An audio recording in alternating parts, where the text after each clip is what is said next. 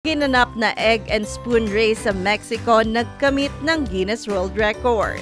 Nasa mahigit 2,000 na katao ang dumalo sa 2024 Egg Fair sa Mexico kung saan ang mga participants ay tumakbo habang may binabalanseng itlog sa ibabaw ng kutsara.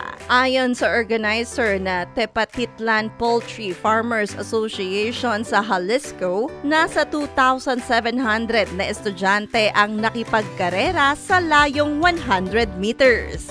Nasa 2,039 naman na participants ang natapos ang karera ng walang nagawang violations sa rules ng naturang attempt.